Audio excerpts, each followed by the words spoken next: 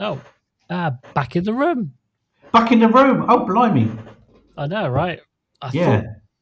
I didn't realize it was going to start quite so soon. Abruptly, even. All right. Well, okay. So let's go. Yes. Let's Let's go go. there. Let's go off-world to the golden Oh. land of opportunity and adventure, to a place Oh, that sounds like a quote, Martin. where the distractions are landmarks and the detours are the main roads. Welcome to off-world ADHDville. Okay. I've seen things you people wouldn't believe. Attack ships on fire off the shoulder of Orion. Watch sea beams glitter in the dark. In the 10,000 gates, all of those moments will be lost in time. Like tears In rain. Time to die.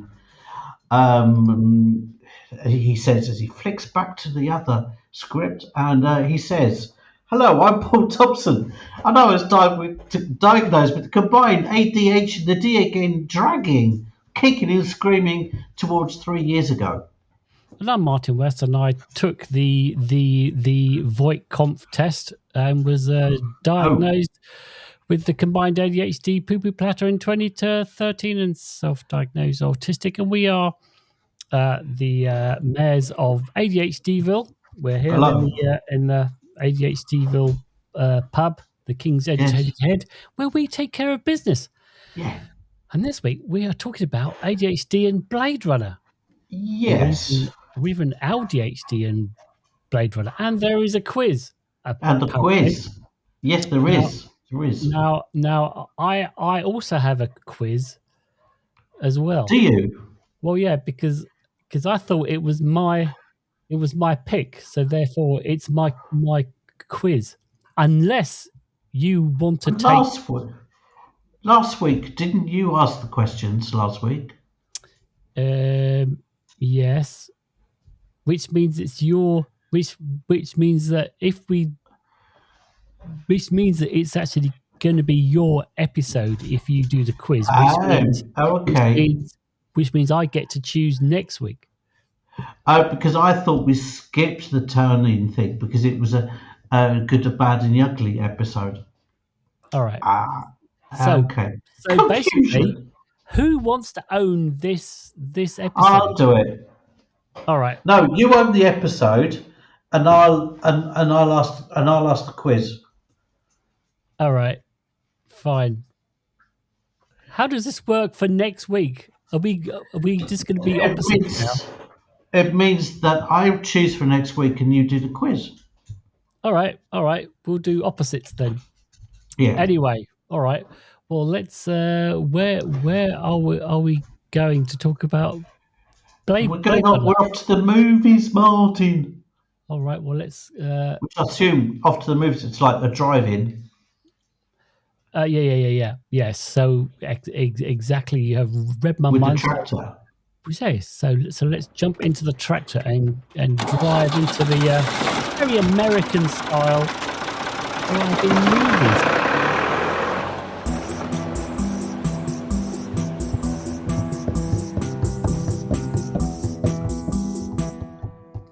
That would be pretty weird, wouldn't it? Rocking up to a drive-in movie with a tractor. Yeah. It's not exactly fit for purpose. But you know what? I mean, you have a seat. You've got your little area. Oh yeah. You can eat sandwiches off the steering wheel. Absolutely. You know, maybe like have a thermos flask. You know, secreted somewhere. All right. Yeah. Okay. Cool. All right. Well, all right. So who wants? So I guess I will just kick us off by saying, yes.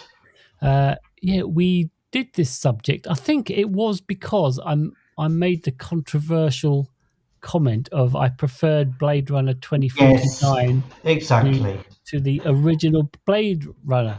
And based on that, I watched for a second time the latest version of Blade Runner. and all the while thinking of you, Martin, saying it was better than the original. So Yeah, I watched it with a different watched it with different eyes, Martin. with mine eyes. If you could only see what you've seen with Yes, eyes. exactly. But Mr. What was he? He was called. God, they said Chew. He was called Chew. And he says, he it's one of my favourite scenes actually in Blade Runner. He goes in to find out, he was trying to get a way to meet his maker, Roy, Mm-hmm. yeah, and he went to see the eye maker, Mr. Chew, Yes. and he said, just do eyes. Right. I think that Love it. it's the same actor that plays Kung Fu Panda's dad. Is it? Yeah, I think so. Okay, all right. Um, yeah. So I wouldn't necessarily. It's better. I'd say that I prefer it. Like if I had both of the Ooh, movies in front of me, it'd be like which one would I all want to watch? right. I will 9 times out of 10 I will watch 2049. Okay, so well, let's get into this a little bit because I was watching the new version of it, and I was making various comparisons. Like music, the original is best. Yes, The soundtrack, soundtrack's okay, way better for sure. yeah. Casting, I mean, the casting on the original is phenomenal. It is great. I also like the casting in the second one as well. I wasn't convinced about the casting in the second one. What? Was it you who told me that originally Harrison Ford, he was the second choice? Yes, And it the first choice was Dustin Hoffman. holy crap. Yeah, That's he weird. he turned it down. I know, right? Good. He did well turning it down because it would have been shit. And I love Dustin Hoffman. Right. Yeah, We will never know. we will never know. Maybe it would have Unless, been great. The unless storyline, I really like the storyline. I like the second one better. And that's a lot. That's saying a lot because the first one is really good, the storyline. yeah, I like the complexity of the second one and the right. nuances, right? Okay. I'd Yes, say as far as scenery, right? right. Scenery, I think it's a dead heat between the first and the second. Ooh, dead heat. Yeah. But No, I it's think phenomenal, the second one as well. yeah. I prefer the second one. I feel like it's got Um, more here's, style. here's, a, here's a controversial aspect to it. In the first one, there's Rachel smoking a cigarette, which you don't get in the second one because you're not allowed to, Right.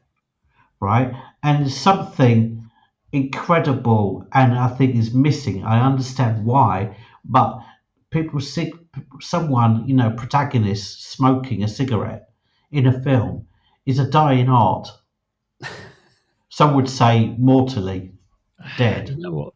art I of was dark arts of posing with a cigarette. It's even in the film poster, the original film poster. yeah. Rachel's smoking a cigarette. Can you And there's smoke? something about that pose, with the male or female, but especially a woman. It's very, very. How could you say? Right. I mean, just to be clear, you can still smoke in films. Can you? Yeah. It's not banned. Isn't It's it? no. It's just it isn't a kids film then. So so it gets moved. It gets Oh, its rating changed. So I don't know what the rating was for Blade Runner 2049, but oh, okay. you can definitely smoke in films. But you don't see people smoking in films anymore. Well, that's because culturally smoking is kind of like died away quite a lot. Although I hear it's coming back. As I Depends just on said. the country, yeah. I mean, like when I came In here, Italy, everyone smokes. right? When I came here in the States, which is where the movie industry is, when I came here, like loads of people smoked, and then now, if I see someone smoking, it is a surprise. Yeah, yeah, It is yeah. like, oh my god, that person's smoking. Like I Yeah. hardly ever see it anymore. Yeah, yeah.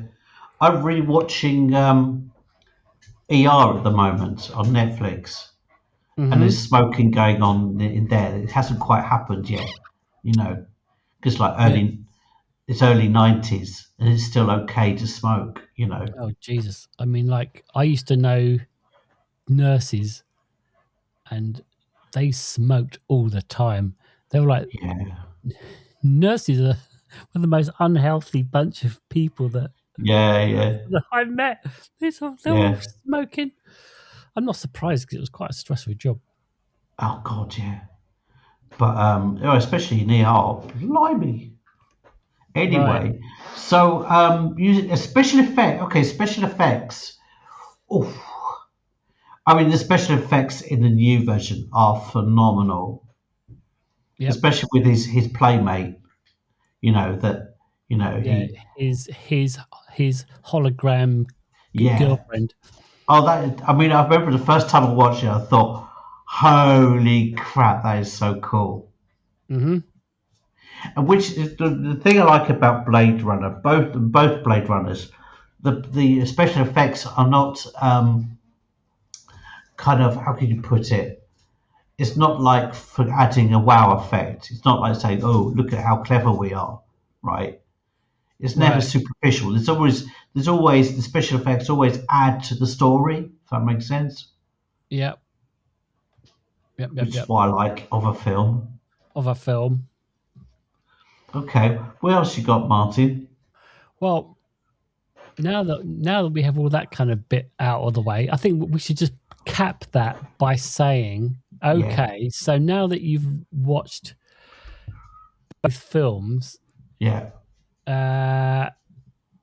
if you had a choice to watch one or the other, which would you generally prefer? First. Would you still stick with the original? Oh, All right, the first. I mean, it's got nostalgia as well because it was freaking 1982. I was 15 when it came out. Right. So nostalgia is a strong draw, isn't it, Mr. West? Yeah. And the Like, and the music.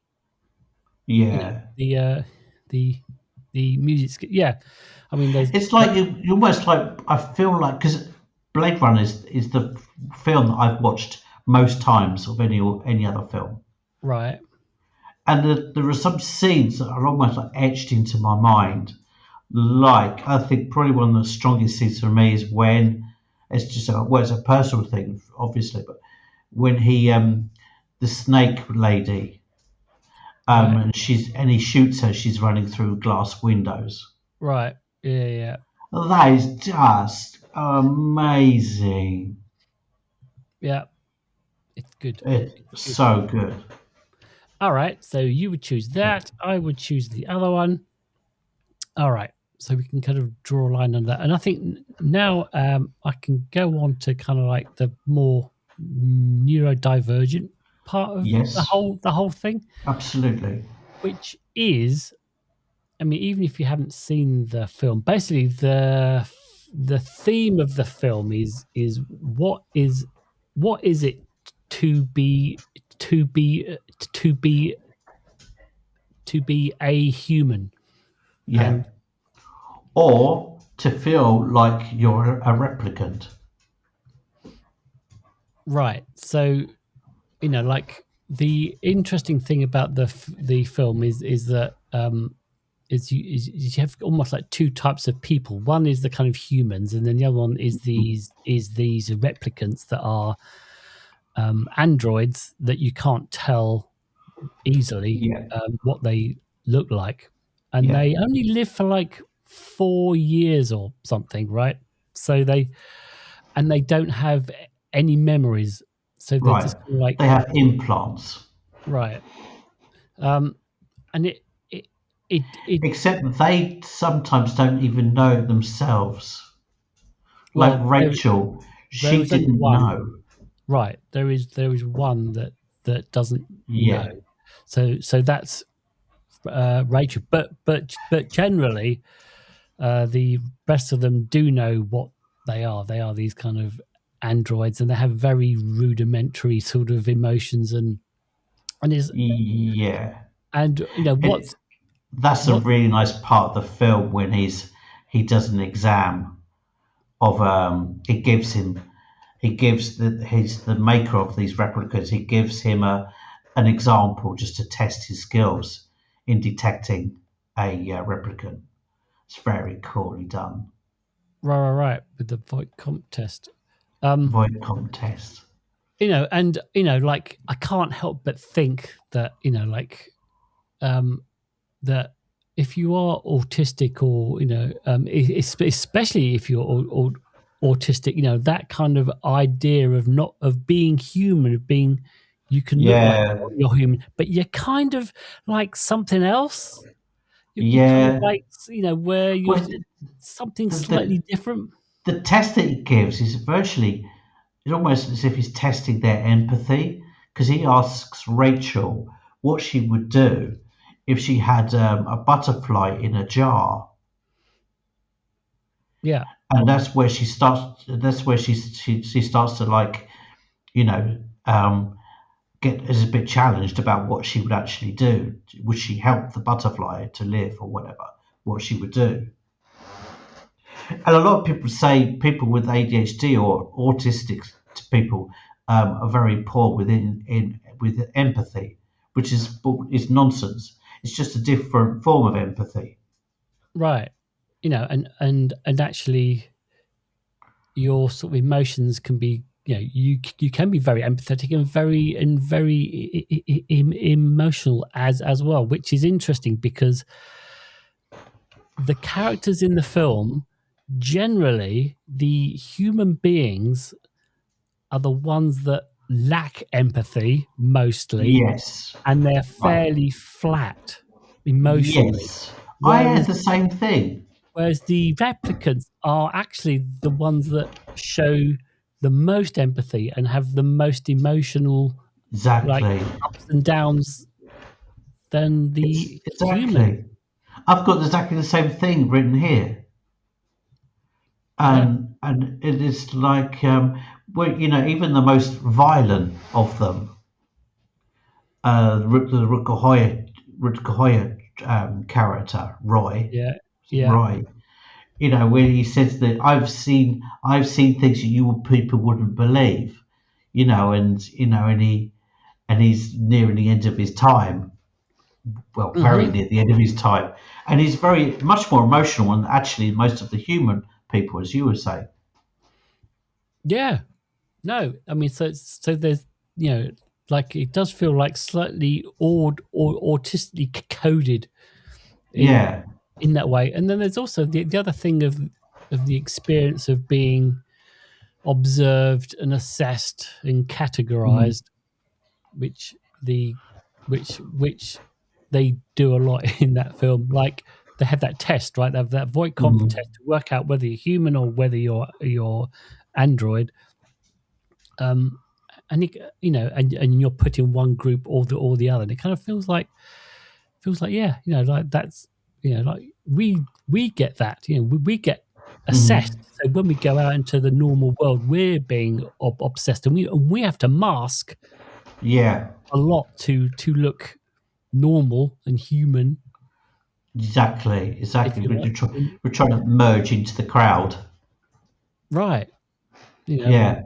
And pass off as humans, as Yeah. normal humans. It's funny actually, because, like, I notice sometimes that I'm really sensitive, to being, if I feel like I'm being observed by a partner, you know, and Yeah. like noticing things that I do or say, or or the way I eat, or the way I don't eat, or blah blah blah. I get a bit nervous when I feel like I'm being observed. Yeah. Are you the Yeah. same?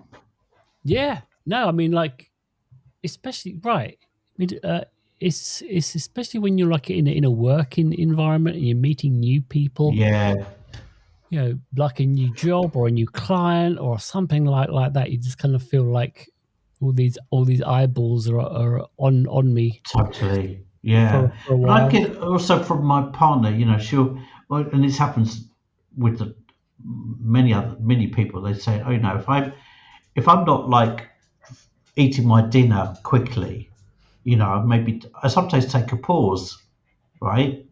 Mm-hmm.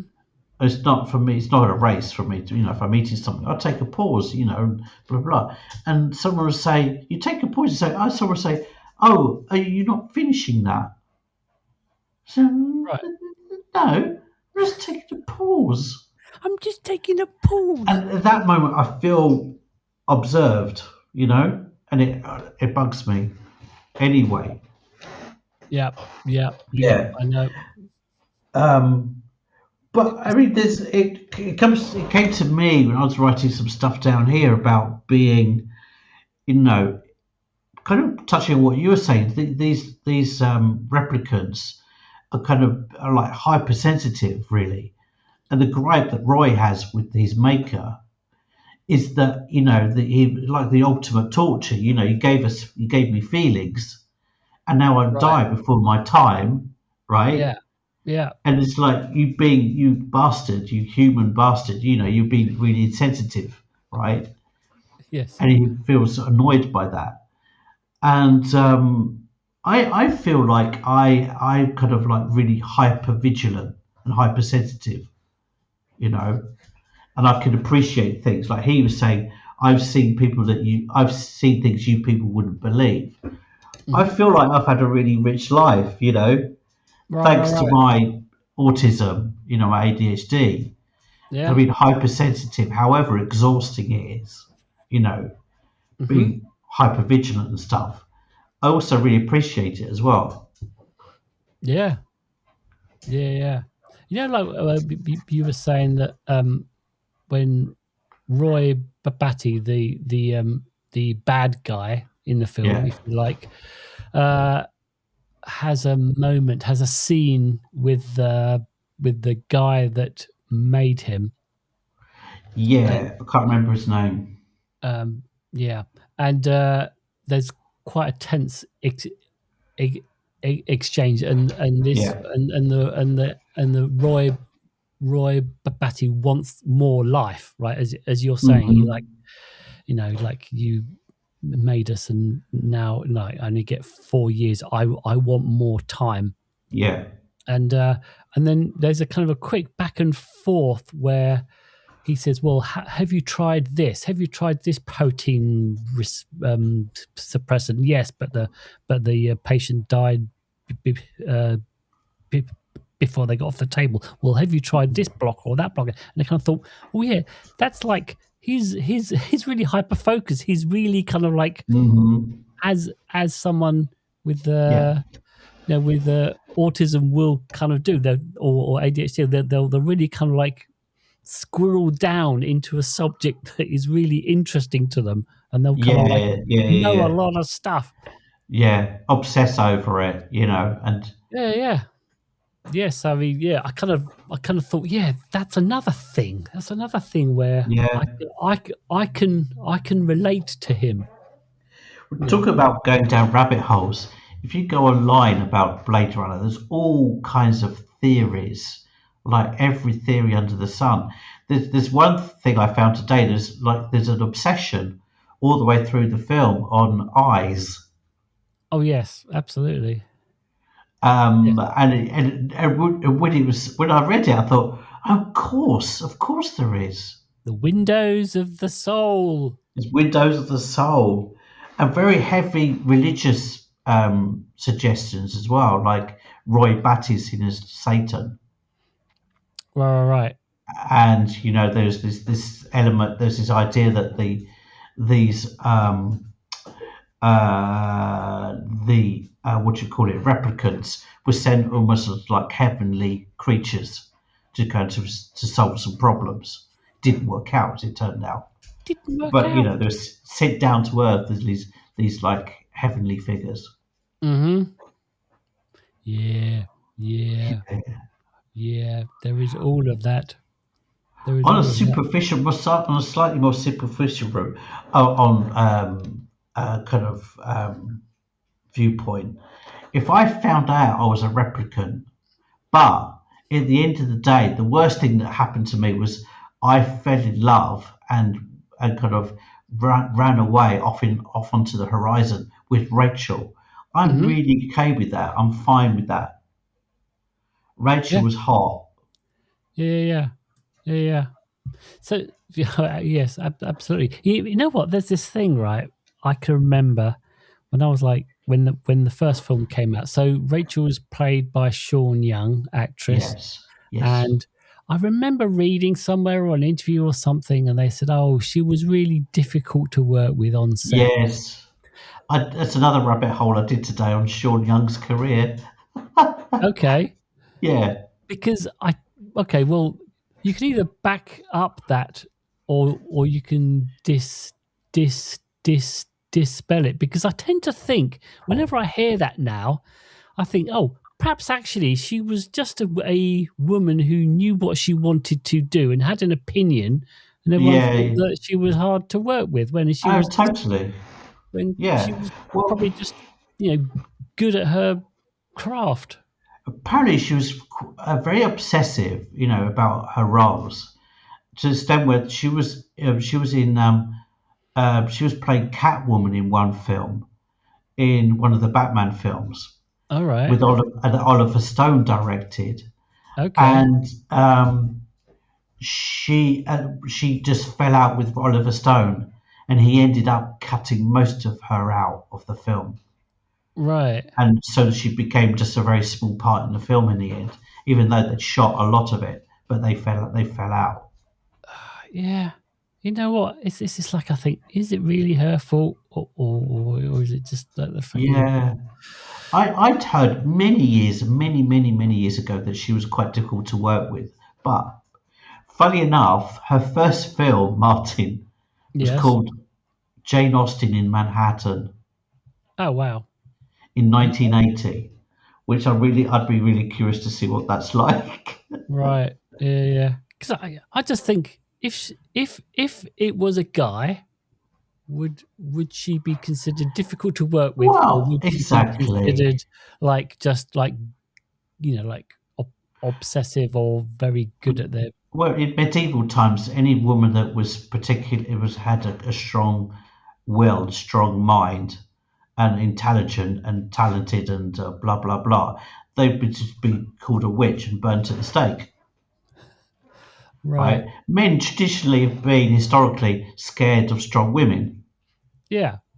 And then they get Basically, right. I mean, there's many women through the years. If any strong woman came through history, was popular and cultured and everything, Marie Antoinette, for example, and many others, they Hmm. just get blasted by historians, which are Right. mostly men. Yeah, yeah, yeah, for sure.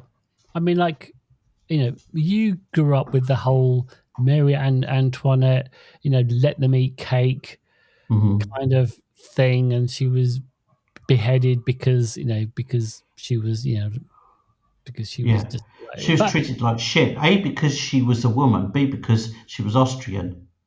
She right, was a and it foreigner.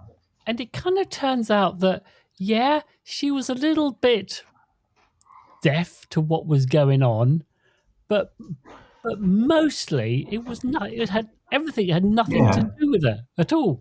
Well, Louis XIV, her husband, he was much, much worse, but he was male and he was French. And he, even right up to being executed, he was treated like a king. He was sent wine and he was eating with her. She was treated like the worst piece of shit. Wow. Yeah, yeah. Crazy, isn't it? Yeah. Um, you know what? Going back to the kind of the the uh the little kind of I'm going to say conspiracy theories. All these kind of like theories around the film. Yeah. One little short one was, which I don't think was necessarily that controversial. I think it was actually a thing that Harrison Ford, Deckard in the first film, he was supposed to go and meet Rachel and fall in love. That was the purpose of why he was taken there. Okay. If you go down the he was a replicant Yes. route. And in Blade Runner 2, it's a bit of a spoiler if anyone hasn't seen it, but anyway, Rachel turns out to be the first replicant that could actually reproduce. Give birth. Yeah. There was this other interesting theory. You know, the kind of Asian guy, the Asian cop who does all the origami paper sculptures. Yes. The theory goes is that Harrison Ford is the replicant, is a replicant, and he's got his what's his name? I can't remember that character's name, but he's got his memories. Mm-hmm. So the theory goes is that is an Asian cop. He is a Blade Runner. He gets injured, which is why he goes around on a stick, and he can't do it anymore. So they make the Deckard character, and when he turns up on the film, he is literally just a new, fresh. Okay. Is a new, fresh Blade Runner with the guy's memories in it. Okay.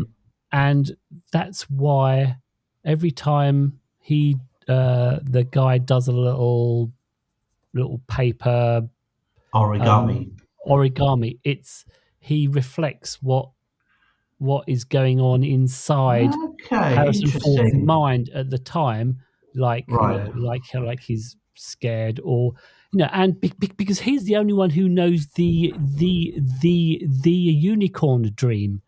So Harrison Ford has this unicorn dream, and then the guy makes a little sort of unicorn. Well, the only reason why he would know that is because Harrison Ford has his memories.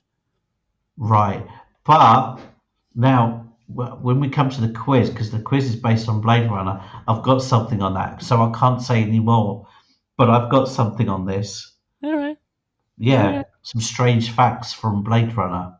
All right. I'm going to test your skills specifically on that thing, actually. Right. Yeah. Your skills or your memory. Right. But one thing is like that I tend to think of, is going back to the idea of these replicants learn how to be human, which is almost more human than human. Which is what we end up being, right? We have to kind of work out like the Campbell's soup of humans. We're like a lot of emotions condensed. Right. And we have to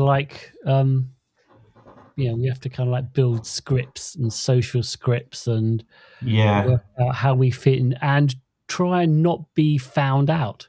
Just like the characters in the film, just kind of like. Right. Oh, totally. Then, well, as you know, Martin, you get to a point where you can't camouflage anymore. It's like the camouflaging it's got a kind of use by date. Right. And he gets to like for me, it was like early 40s. Like I can't do this anymore. Right. Yeah. You know what? And to go to Kay, who's the hero of the second film.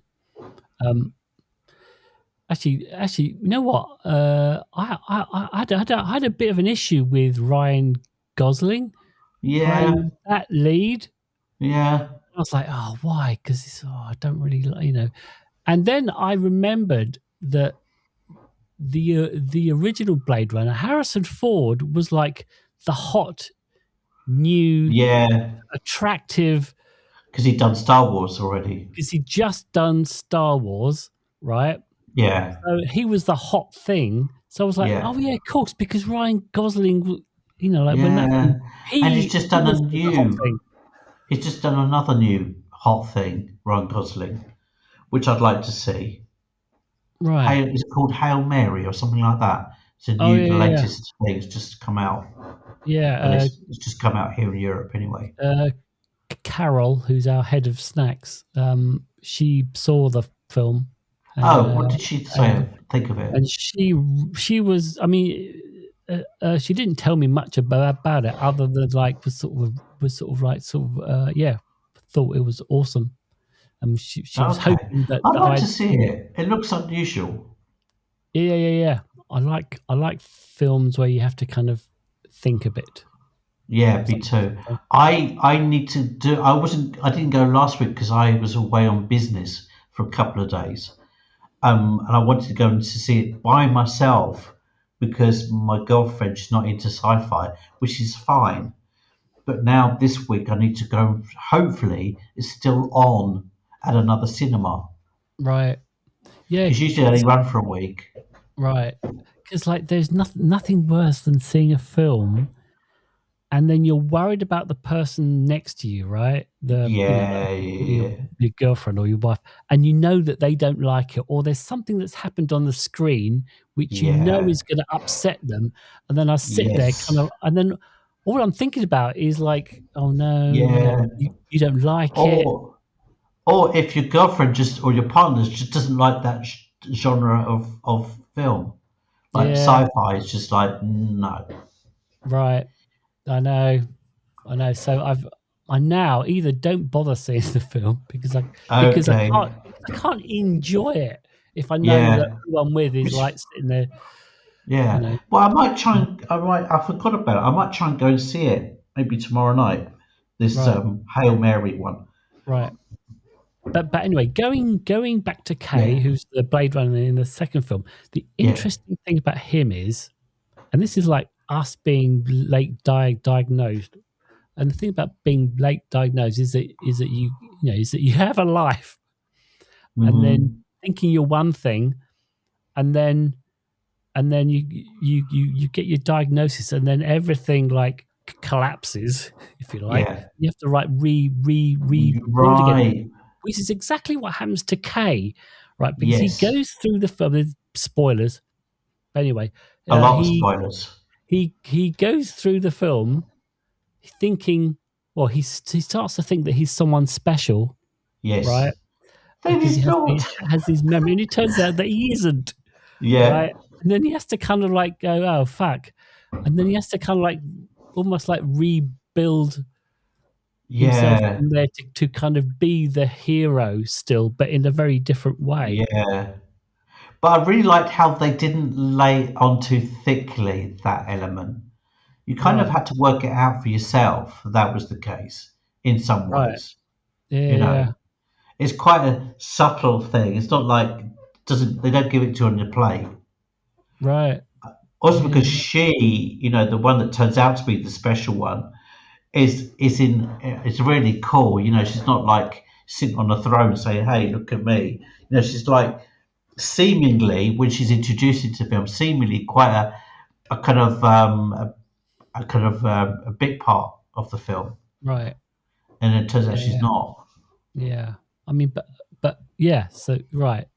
But I'm going to argue, right? Like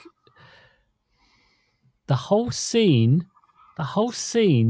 when Kay in the second film, when Kay goes to what looks like a sort of Las Vegas, and the whole film turns orange. And they kind of turn up, and there's that huge kind of like nightclub, kind of hotel, kind of casino. Less of a nightclub. It's more of a like Las Vegas kind of what do you call it? Kind of gala kind of thing. Yeah, showtime kind of thing. Right, and there's a big stage, and there's a fight, and then you get that sort of glitchy Elvis. Yeah, the glitchy Elvis is cool. It's just so cool. Yeah. It's so cool. Yeah, that's really nice. Like there's like you think actually, you know what? Out of all the films, that whole fight sequence with the glitchy stuff Yeah, going on, and the I dancing like girls, and the come on, dog. Aesthetically, the dog yeah, it's is like a amazing. shaggy hound. The shaggy hound, especially that bit right at the end, because when they find them and they attack that floor, and they Mhm. take them away, and the dog moves in, and the dog, because of how low down the film camera is when they're shooting the dog, and it's like looking out of the Mhm. building that's been blown out. The dog in that moment looks like he's like 30 meters tall. And it's like Yeah, Shaggy Dog or suddenly becomes this giant creature. I'm like It's so cool. in that scene. I'm like, okay, so who's going to feed the dog Yeah, now the characters are gone? yeah. Excuse me, everyone, but there's a dog here that isn't going to be fed. I was thinking more like, oh, that's a very lifelike dog. Right. Because Yeah. very few of the animals in Blade Runner are real animals. They're also Right. replicants, like the snake. Right. Yeah. Although, doesn't Rachel say she turns up and she says, "Do you like our owl?" And Yes, I think he says, "Is it real?" And yes, she says, "I can't. It is because I can't afford yes. a A fake real one. a Can't afford a real one. yeah. That's right. All Yeah. right. Well, Cool.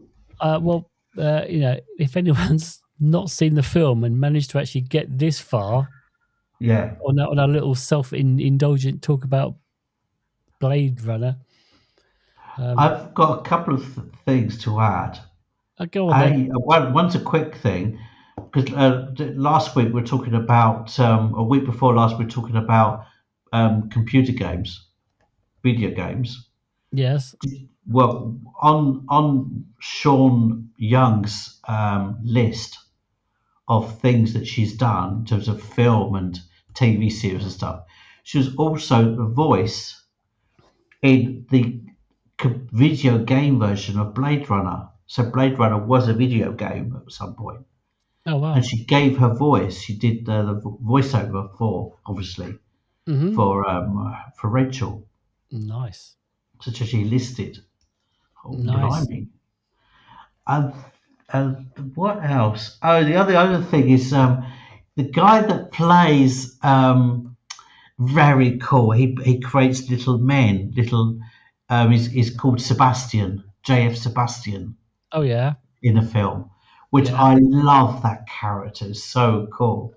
Mm-hmm. One of the funny things about him is his real name is William Sanderson as an actor, and his autobiography is called "Yes, I'm That Guy," and he's totally cool with that. Yeah, I'm the guy from Blade Runner in that scene. Wow. And that's it. That's pretty much his thing. He does appear though. I was watching, as I said before, I was watching ER. He does appear in ER as this like a weird character in ER in the first series Nice. who hides in cupboards. As you do. Yeah. I wish I could sometimes, except all my cupboards all full of stuff. But Right.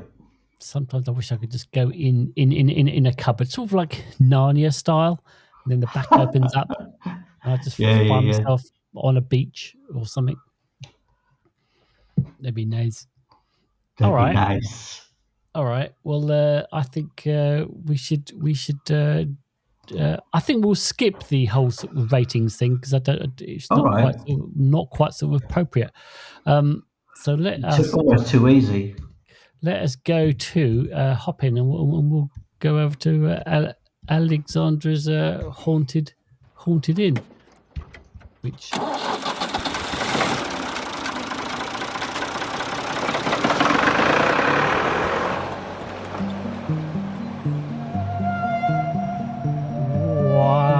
Oh, she's left us a note, Paul. Oh, was she? That's very kind of her. Yeah. So I remembered last week we were talking about something, and you said, "Yeah, I couldn't work at a supermarket." Yeah.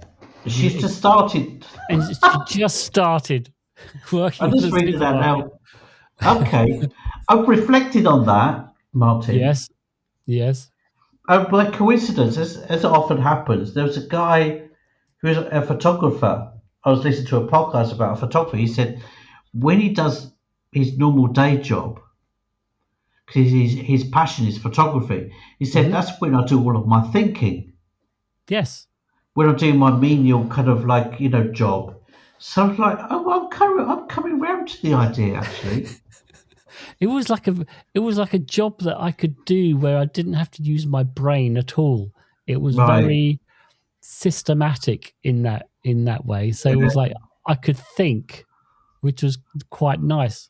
I enjoyed I enjoyed doing jobs that I can just be creative in my mind.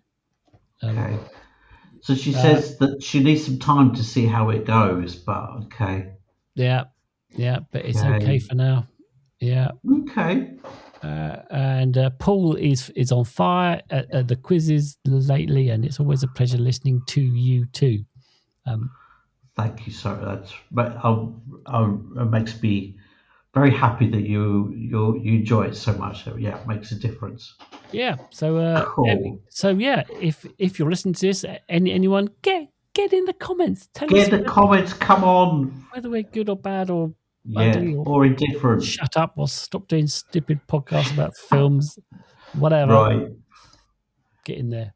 All right. So that just leaves you to finish off that segment by jumping in and saying, which is your feedback is vital to us, and any comments that you contribute might be read out on a future podcast. Absolutely. All right. Bring it on. It is now time for it's a quiz. It is a quiz. A quiz. And apparently okay. It's a Blade Runner quiz it's a Blade Runner themed quiz, Martin. Right. Are you ready? So just to bring us up to date, the current score is 2 to you and 0 to me. So you're in the lead. No pressure. No pressure. Let's see how we do. So you're going to ask me questions about Blade Runner? Is that right? Right. Yes. Okay, it's based on Blade Runner. God, here we go. I've got a series of there's 3 facts, from Blade Runner, one of which has been made up. Okay. Okay. In the iLab scene with Chew, all right. The production actually used actual animal organs and vacuum sealed meats bought from the local market. Okay. The heft of the biology felt real because under the hot studio lights it began to smell quite real as well, apparently. Oof. Okay. Yeah. 2. In the original 1982 theatrical cut, the studio forced a happy ending where Deckard and Rachel drive off into the lush green forest because they had no money left to shoot it. Okay. Yeah. There's no money left to shoot that scene. Okay. So Ridley Scott, what did he do? Very wise man. He used leftover helicopter footage from Stanley Kubrick's The Shining. That's right. Okay. That's okay. True. Okay. Yeah. Last one. This is based on the origami, Martin, we were talking about before. The unicorn origami, left by Gaff is the most famous clue in the movie. However, the origami was almost a butterfly and not a unicorn.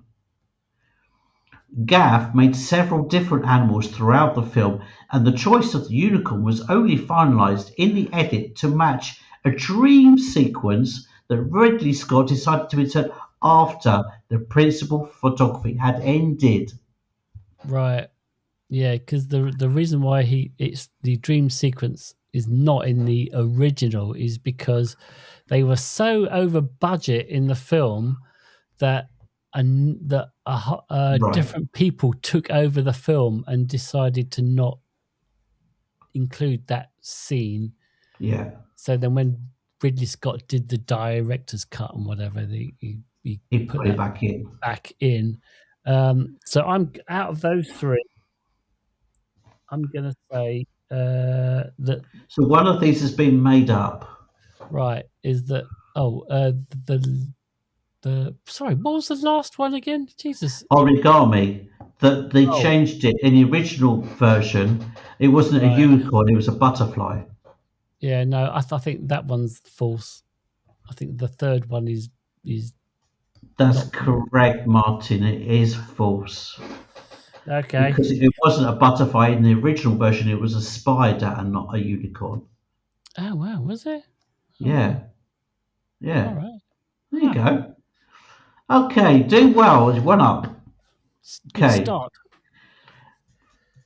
Blade Runner wasn't the original name in the draft versions of the film.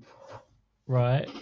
Blade Runner actually comes from another film that was completely unrelated, but Ridley Scott liked it how it rounded in the mouth. Is his actual words. Okay. He liked how it sounded. It rounded in his mouth. Blade Runner thought it sounded cool, right? But originally, it was called. What was it called, Martin? One of these is false. All right. So it's 2 are correct. Okay. Good. Jesus, Okay. right. It was once called, Martin. It was once called Android Okay. in the original draft. Okay. In another draft version, it was called Replicant. Okay. Or was it the third option? In a draft version, it was once called Dangerous Days. Jesus, Dangerous Days.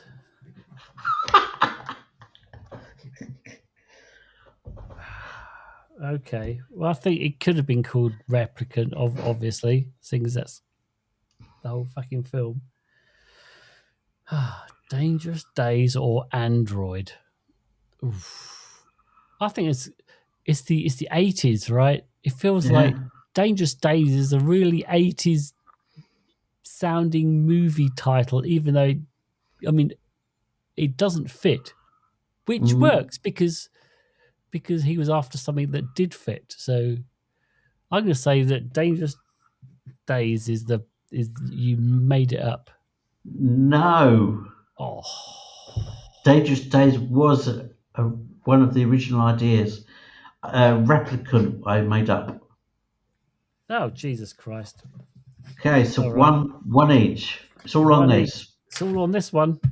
Come on, Martin. This is a bit of a loose themed Blade Runner. Okay. You know those little robots that were made in Japan in the 1950s, made of tin, right? Oh, yeah. Vintage toys, which I always really loved.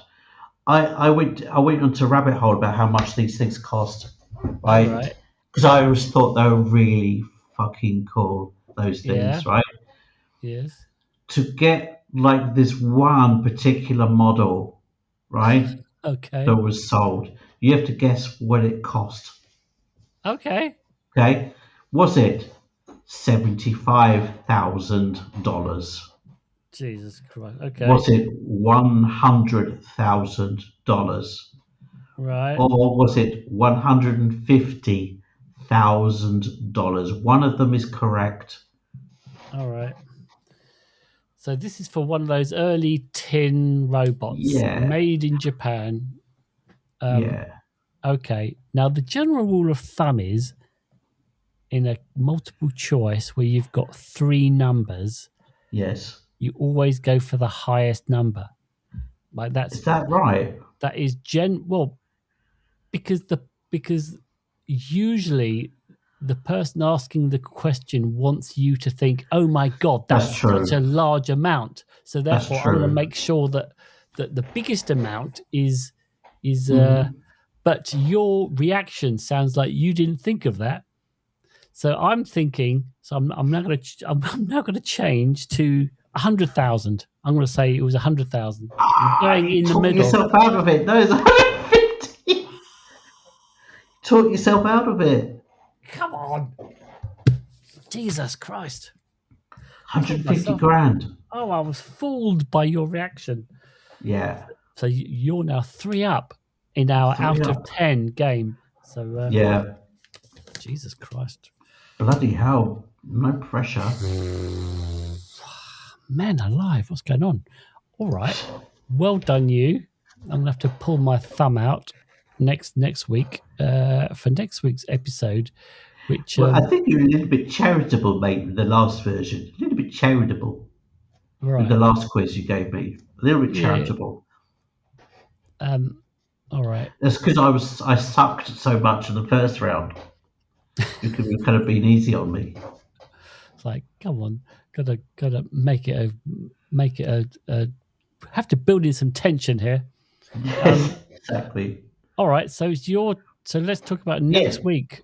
Next week, Marty, is about it's ADHD in retirement or / semi-retirement. All right. So, we're of a certain age, Marty. We've got a one eye, thinking about, what we're going to do. Like, think about it in terms of, okay, I don't have to, get on the phone and, chase up new work anymore. What are you going to do? What's that going to look like? All right. Okay. All right. Let's do that. I'm personally looking forward to it. What, the episode or being? Oh well, yes, I am. I'm curious to know where you are on that. Yeah, I don't know. But save it for the pod. Save it for the pod. All right then. Well, that just leaves me to say that. Of course, the outro music, Marty. It's the outro music. It is. That ADHDville is delivered fresh every Tuesday to all purveyors of fine podcasts. Please subscribe to the pod and rate us most off-world. Yeah. And feel free to correspond at will in the comments. But wait, there's more if you wish to see our beautiful, beautiful faces. Then sally forth to the YouTubes and the TikToks. And you can also pick up a quill and email us at ADHDville@gmail.com. And in the meantime, be fucking kind to yourself. And I beseech you, fellow ADHDers, fare thee well with gladness of heart. Oh, nice. Oh, you know what? I did a Blade Runner inspired TikTok post ages ago. Maybe about a year and a half ago. Okay, I haven't seen it. And I did it out in the dark and had like a sort of sprinkler on me, so I was getting wet. Right. And I thought, okay. I think I was like stripped down to my waist. Right. And I think I'll just read out, because it was basically an ADHD version of Rutger Hauer's speech. Yes. At the end. So I thought what I'll do is I'll just read it out and I'll put some Blade Runner music under it, perhaps, if the if it will allow me. But if not, it's just going to be naked. So here we go. This is what I wrote. I've started things you people wouldn't believe. Attacked laundry, but only in my mind. Watched groceries sit in the car until I remembered they were there 3 days later. All these to-do lists will be forgotten in time, like snacks in couch. Time to stim. Nice. Good. That's good. It sounds like a really good way to see out the episode of this podcast. Right. Yeah. There we go. Yeah. There you go. That's that.